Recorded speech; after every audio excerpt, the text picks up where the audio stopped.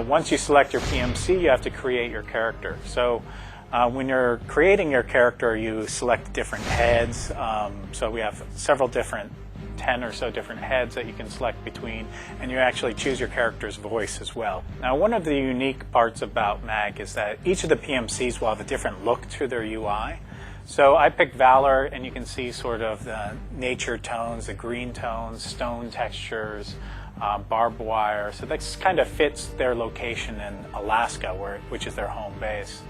If I were to pick Sever or Raven, my whole UI and experience would have a completely different look to it.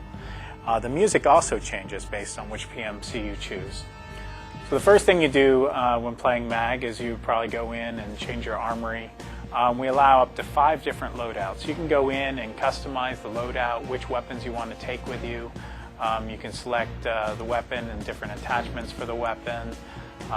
And you unlock a lot of these as you play through the game. So you can customize your weapon and gear that you want to bring with you into battle. You can also go in and select different armor types and then customize your character a little bit. Pick different headgear, face gear, and then different camos and patterns and colors for your character as well. Once you create your character, that's sort of the character you have throughout your career. So as you play through the game and you kill enemies or complete objectives, you'll gain experience points. And as you gain experience points, you'll go up in level. By going up in level, you'll get skill points. And you can spend these skill points to unlock new abilities, new weapons, and new attachments. So here we have the skills section in the barracks. You can see different abilities that I've unlocked as well as some that I have not. So we have lots of different areas. We have electronics, close quarters, and we don't have a fixed class-based system in MAG. So you can go through and unlock any of the skills and abilities you want. You are limited. You won't be able to unlock all of the skills and abilities, and you have to unlock abilities in lower tiers of each category before unlocking these skills and abilities in the higher tiers. But you're still able to select if you want to be a sniper who can also heal and resuscitate other people, or sort of create your own custom role.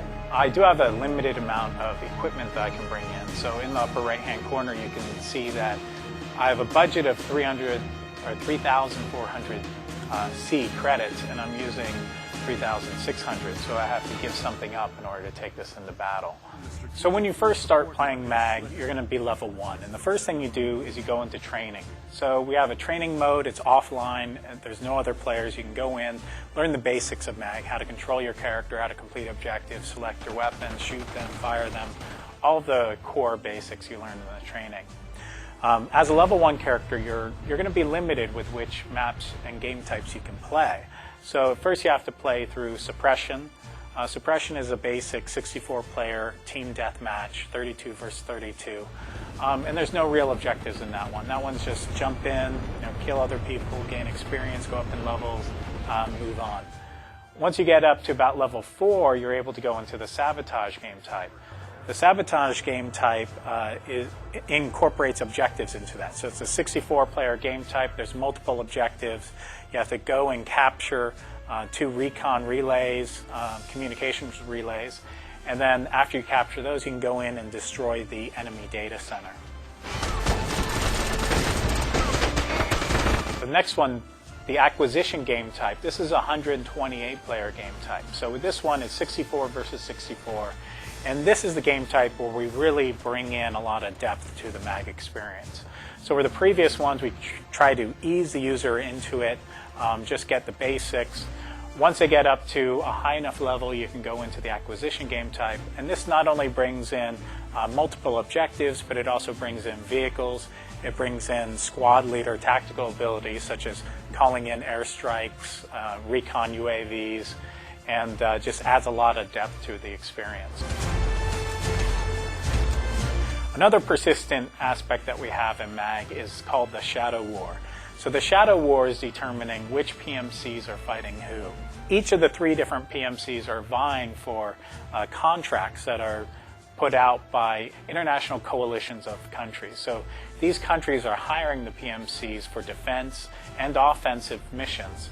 And by attacking one another, they're vying for ownership over those contracts. And whoever's ahead in the shadow war, the other two PMCs are going to attack that other PMC, and they're going to be defending while the other ones are attacking. There is one more game type, a fourth game type. That's the domination. This is the 256 player game type. So this is 128 versus 128. And this is a really interesting one because you have the defenders holding down and trying to protect this oil refinery while the attackers are attacking that. And the attackers attack from all four sides and work their way in. So they take out bunkers, they take out the AAA, and they try to take over this oil refinery and capture and hold it and basically overload the refinery so that the pressure blows it up. So that's an interesting one because it starts out with skirmishes around the edge as the defenders are holding off the attackers, but the final battle is all 256 players in the center of the map fighting for control of the oil refinery.